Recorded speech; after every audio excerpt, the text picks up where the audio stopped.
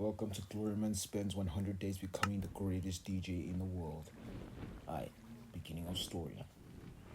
My name is Gloriman, a 22-year-old with a heart full of beats and a head full of dreams, standing at the edge of my small apartment in Brooklyn, staring at a second-hand turntable I bought for $50 at a pawn shop.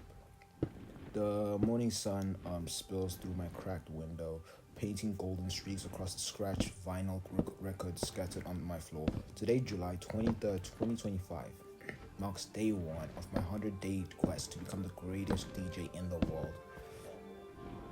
Excuse me. My hands tremble as I plug in the turntable, the faint hum of electricity buzzing like my own nervous energy.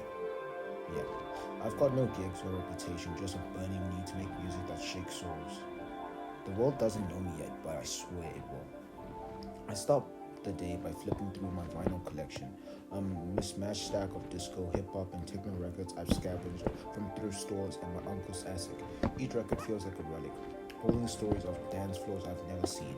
I pick a worn copy of Donna Summer's I Feel Love, the synths crackling through my cheap speakers. My fingers hover over the turntable, practicing a basic scratch. Back, forth, the needle stuttering like my heartbeat. I'm no prodigy. My transitions are clumsy, and the rhythm wobbles, but every mistake fuels me.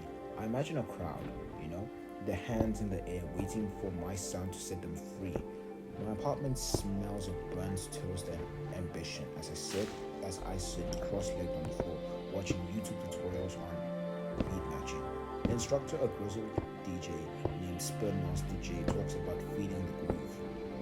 I nod like I understand, but my hands are sweaty, fumbling with the pitch fader. My neighbor bangs on the wall. Okay. Yelling about the noise, but I can't stop. I'm building something. Maybe not music yet, but a foundation. I scribble notes in a spiral notebook. Keep BPM steady. Trust your ears. The words feel like a map to a place I've never been.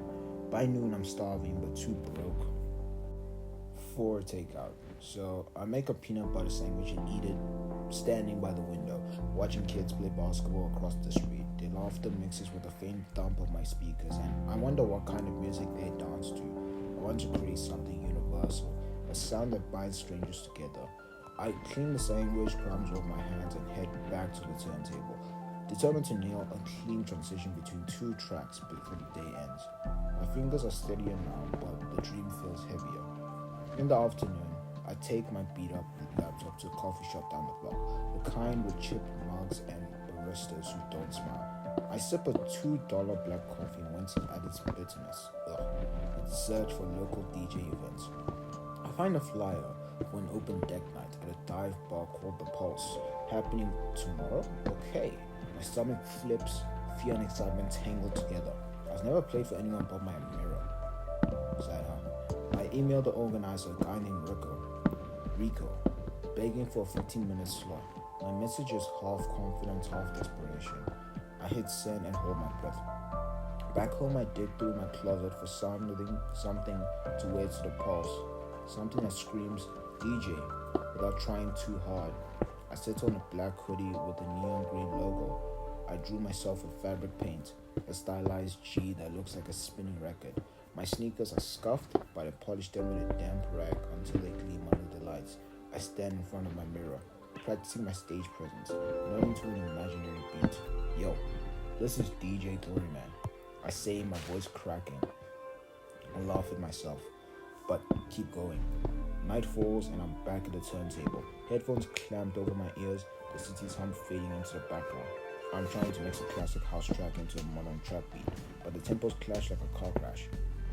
Frustration bubbles up and I slam my fist on the table, making the needle skip. I take a deep breath, remembering Spin Master J's advice. Music is patience. I reset the tracks and try again, slower this time, letting the beats align like planets. When they finally sync, it's like magic.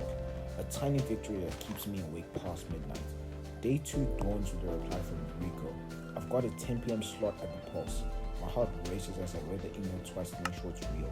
The bar's in a gritty part of town, and I've got one day to prepare a set that won't get me booed off the stage. I spend the morning curating a playlist, blending old school funk with glitchy electronica. I want my sound to be bold, unexpected, like a conversation between eras. I practice transitions until my wrists ache. Each mix a step closer to the DJ I want to be. I head to the bodega for a cheap energy drink, the kind that tastes like battery acid but keeps me sharp. The cashier, an old Puerto Rican guy named Manny, asks why I look so wired. I tell him about my gig and his eyes light up. "You're gonna make them dance, mijo," he says, handing me my change. I nod, gripping the can like it's my courage.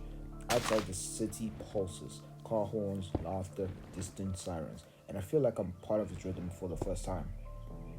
Back home, I record my practice sets on my phone, listening for flaws. My transitions are smoother, but track selection feels predictable. I want to surprise people, make them feel something new. I dig through my records again, pulling out a rare Afrobeat vinyl I found for $1 last month.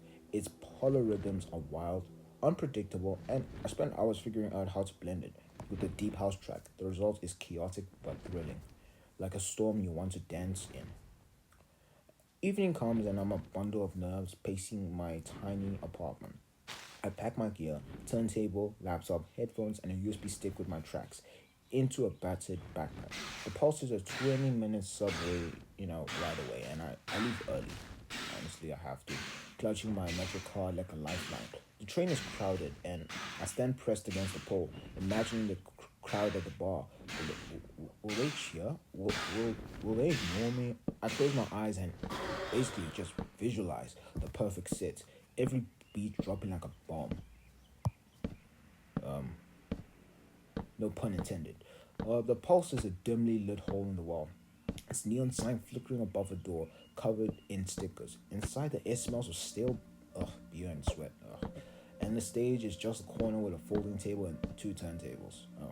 A handful of people mill around, sipping drinks, while a DJ named Vibe Queen spins lo-fi house. I introduce myself to Rico, a lanky guy with a nose ring and a warm handshake.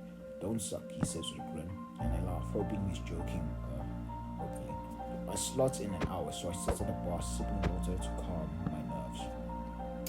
That's the end of the story of chapter 1 of Gloriman spent 100 days becoming the greatest DJ in the world. And as always, if you want chapter 2, make sure this hits 100,000 likes.